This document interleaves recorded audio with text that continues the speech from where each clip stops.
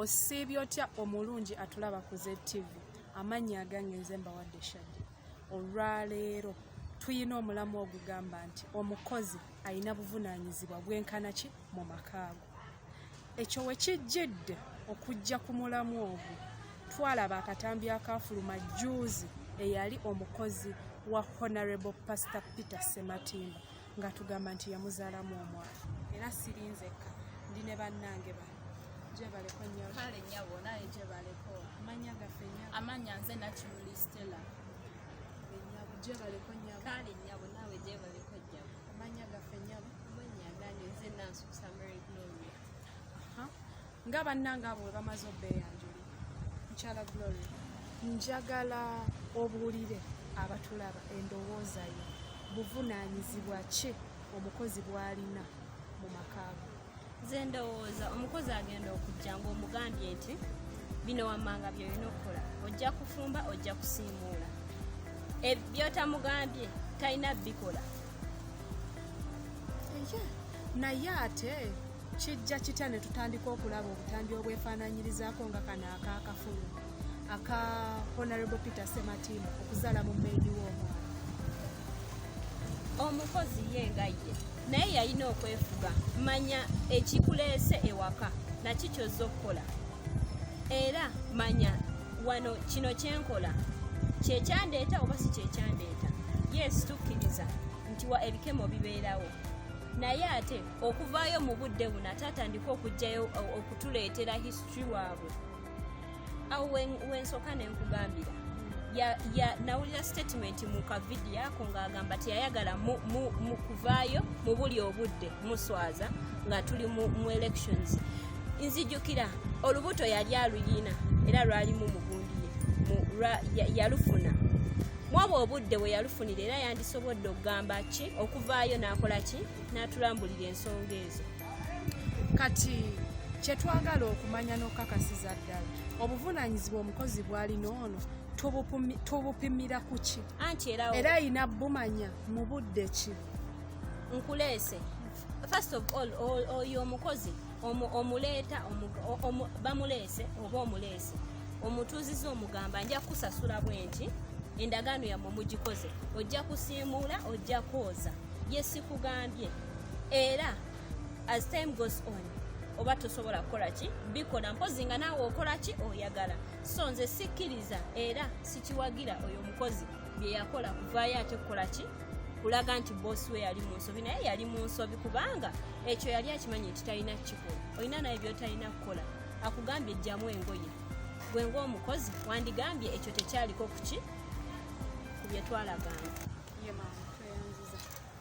Mukyala Stella, twagala na otubuulireko ku buvunaanyizibwa ki omukozi bw'aba nabwo mu makaago. Omukozi abeera ne full authority wembeera nga sikola ki, wembeera nga siriiwo, tugeze nga ngenze ku mulimu. Omukozi alina okukola emirimu gy'ewaka, alina okutekinga care of my home. N'ebyotamugambye byonna aba ateekeddwa okubikola. Reason being mba musasula. Anti omusasula kati yensonga lwaki abagenda bagadda babbaabamwe kyolaba ku Peter Sematimba. Wemba nkusasula you supposed to do everything. That means oba olina n'okunjalira obuliri. Anti waba akwalira obuliri kati bbaawe omulesemu mba nakusasula kola ki. Anti oba wamusasula naye ekitegeeza bbaawe omulese mu buliri okedde ku makya saa 12 alina okwala obuliri, awo wagenda okujja ekigundi okwagala okukola kyokwebaka ne bbaawe. Yensonga lwaki ndowooza era omulaba omuwala ekitegeeza mukyala wa Sematimba yali taliiwo, bbaawe n'akoseeyo advantage because ogenze ku mulimu kyemuyita okwagala okukola ki okukola ennyo. Ne sigamba nti nno kyayika n'omukazi naye yali how should I say it, nti omukozi naye alabika yali ayagala bawa boss we. Now if at all I pay you nga nkusasula okuva lwe wajja, sigamba nti noba sikusasulangako sibuusangako omwezi nga sinakusasula. Kitegeera obeera olina okukola buli kimu. Ogambye mbu nno oba oteesewo like emirimu gyateekeddwa okukola. Nsaba nkusala ekirimi kyabuvunaanyizibwa olaga buvunaanyizibwa kikubbaawo oba ebintu by'omu kisenge kyammwe oba olaga bugunjufu oba buli wamu omukozi ewuwo buli wamu alina okukwatawo kubanga wamuleeta aba alina okulongoosa everything. For instance kati nyinza tugeze siriiwo nina bye nagenza okukola ngenda kutekinga like a month mbwolwokuba omukozi talina kuyingira mu kisenge kyange ekisenge kyagwe kinabeera nga kikyafu. Madam Stella sobokakkana njagala nga tetunnava ku mulamu njagala mutubuulire Madam Stella ne Madam Gloria ennyambala y'omukozi mu maka ge erina kuba ng'efaanana etya? Nze nga bwe nkimanyi engoye si ze zikola emirimu kuba ne waaba ayambadde empale ne waaba ayambadde ekikulu kyakutuukirizibwa duties zewamuleetera ki ezaamuleesa mu maka. Era bwe mba simugambye nti newe mba musanze ng'asimula ng'ayambadde atya sikiinaako buvunaanyizibwa kuba ekikulu kusiimuula akikoze afumbye full stop. Madam Stella omukozi alina okwambala shariya wabazze ewange mu maka shariya ze zikola emirimu y'ensonga lwaki ndowooza olaba oli yakola ki yaseducingibwa rather oli yamusikiriza ne bakola ki ne bagenda mu kikolwa ekitandibaddewo muteekawo nnyo obukwakkulizo.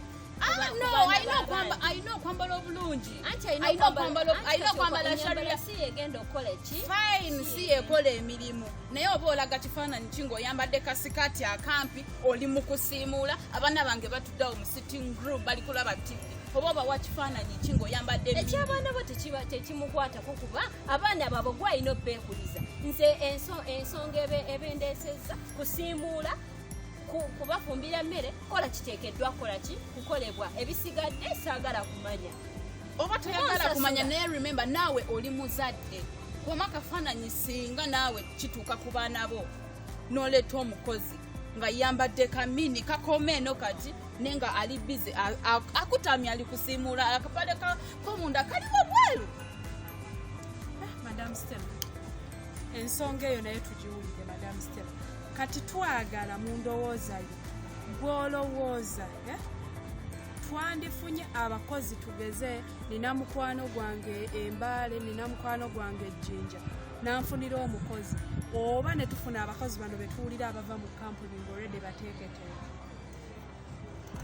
Ani yanziza omukisa ogwo kyendowooza nze mbeera saagala muntu anfunire mukozi mba njagala nenfuna omukozi ng'olwedde ali well versed ng'akimanyi kikyateekeddwa okukola ki okukola nga mutendeke nga buli kimu akimanyi. Madam Gloria nze ku nsonga eyo ngamba ne waaba si mutendeke ne waaba mutendeke osobola okujja omukozi ng'omwereetedde gwe nga gwe n'omujja mu kyalo n'omugamba ewange nfumbira ku kuuka era ngikozesa nti ekyo n'akikola ki n'akimanya mu mutwe. So ekyo kyogamba mboba mutendeke oba si mutendeke ekikulu kyaki kyakutuukiriza buki buvunaanyizibwa waka nabyokola ki bye mwagize mu contract oba bye mwasayingize bye mwalaganyeeko okukola ewaka. Njagala otubuulire bw'oba olina omukozi ali supposed okukwalira obuliri. Alina okunjalira obuliri kuba bingi bye mbandeese nga sikoze eki sitereezeza nkeera ku makya mba mpapa ebyo bye bimu ku bintu ebisasuza omukozi. Awo wenkugambira nti ebyo byonna wali omuleeti wabimugamba nti alina obikola kuba nze kyemmanyi muli bafumbo ruumu yammwe eri private si buli omuntu ajja giyingiramu abaana bammwe basobola ogiyingiramu naye n'omukozi oba kiraga bugunjufu.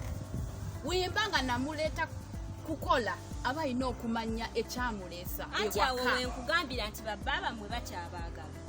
Kisinzira na bwongo bwa mukozi bwemba nkusasula bulungi nkuwa buli kimu oba okyanonooza ki oba okyayagala ki. Anti kati yensonga lwaki ndozeero omulaba omukozi yagetinga tempted because omwami yamukola ki so singa omukyala yaliwo omukyala gwe kyogamba nti wakeddewo papa singa waliwo mwobwa obudde maybe n'omuwa massage oba n'oyala obuliri ebyo byonna tebyandituuseewo. Omanyi n'abakozi nabo sibangu woba okimanyi nti no nkusasula nkuwa buli kimu kuba waliwo tayimu etuuka nga omukozi olinga muganda wange nga nsobola okugulira buli kimu oba okyayagala ki oba okyanoonya ki. tweyanziza nnyo abadde akyekumidde ku ZTV. Omulamwa gwa leero ndoozi oguwulidde. Lindirira ekijja omulundi oguddako. Teweerabira okusubscribinga, okulayikinga n'okukomentinga ku channel yaffe eya ZTV. Bye bye.